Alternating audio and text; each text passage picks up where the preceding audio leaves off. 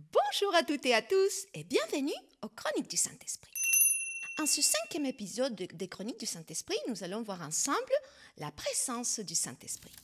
La présence de l'Esprit de Dieu parmi les hommes a une longue et belle histoire. Nous savons que le Saint-Esprit de Dieu a une fonction d'aide, de soutien, de guide, d'enseignement, d'appui, d'instruction. Nous savons également que Dieu est esprit, donc sa présence, c'est son esprit.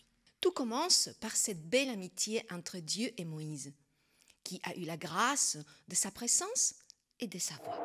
Au tout début de cette aventure, pendant les premiers temps dans le désert, Dieu a dit à Moïse dans le mont Sinaï à propos du peuple d'Israël. « Maintenant, si vous écoutez ma voix et si vous gardez mon alliance, vous m'appartiendrez personnellement parmi tous les peuples, car toute la terre m'appartient. » Exode 19,5. Il est encore ici question d'obéissance et d'écoute de la voix de Dieu en tant que condition sine qua non prescrite par Dieu lui-même de sa présence, donc de son esprit. Dieu s'engage alors à faire entendre sa voix à tout son peuple. Et l'Éternel dit à Moïse, « Voici, je vais moi-même venir vers toi dans une épaisse nuit, afin que le peuple entende quand je te parlerai et qu'il ait toujours confiance en toi. » Exode 19, 9. Mais son engagement ne s'arrête pas là, car Dieu dit en Exode 25, 8, « Ils me feront un sanctuaire et j'habiterai au milieu d'eux. » Mais les Israélites, comme nous le savons, réduits à l'esclavage en Égypte pendant plus de 400 ans, étaient tombés dans un état d'esprit rabaissé, limité, presque atrophié, ce qui ne les a pas permis et qui ne leur permettra pas non plus à l'avenir de profiter des œuvres de Dieu pleinement. C'est pourquoi, inquiétés de l'absence de Moïse pendant 40 jours au mont Sinaï, les Israélites ont succombé à leur nature, à leur chair, à leur peur.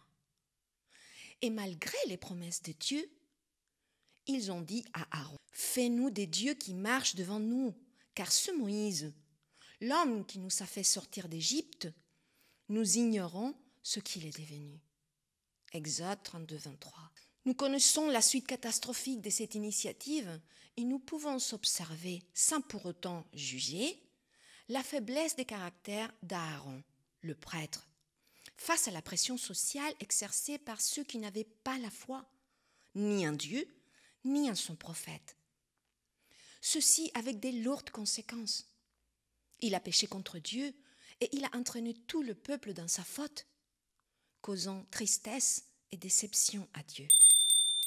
Mais Moïse intercède en faveur des Israélites et l'Éternel répondit, « Je marcherai moi-même avec toi et je te donnerai du repos. » Moïse lui dit, « Si tu ne marches pas toi-même avec nous, ne nous fais pas sortir d'ici. » Exode 33, 14, 15.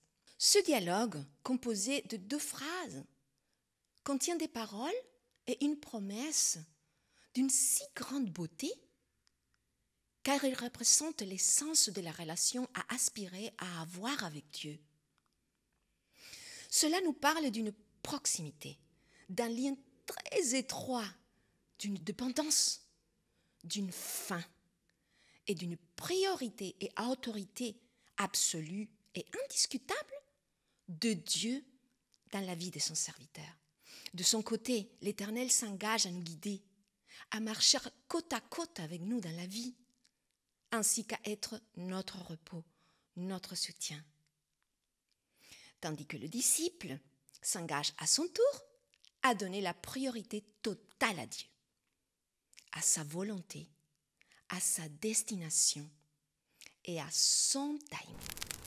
Il soumet ses désirs, ses plans, ses idées et sa volonté à son Dieu. Le jour où le tabernacle fut dressé, la nuée couvrit le tabernacle, la tente de la rencontre. Depuis le soir jusqu'au matin, elle eut l'apparence d'un feu sur le tabernacle. Cela se passe constamment ainsi. La nuée couvrait le tabernacle et la nuit, elle avait l'apparence d'un feu. Quand la nuée s'élevait au-dessus de la tente, les Israélites partaient. Ils campaient à l'endroit où s'arrêtait la nuée. Les Israélites partaient sur l'ordre de l'Éternel et ils comptaient sur l'ordre de l'Éternel. Ils campaient aussi longtemps que la nuée restait sur le tabernacle. Nombre 9, 15, 18. C'est comme ça que le peuple d'Israël a réparé, a corrigé et a été redressé suite à son infidélité. Pendant 40 ans, afin d'apprendre l'obéissance. Condition sine qua non pour recevoir l'Esprit de Dieu. Vous me direz, mais qu'est-ce que cela a à voir avec nous? Eh bien, Dieu est le même hier, aujourd'hui et demain.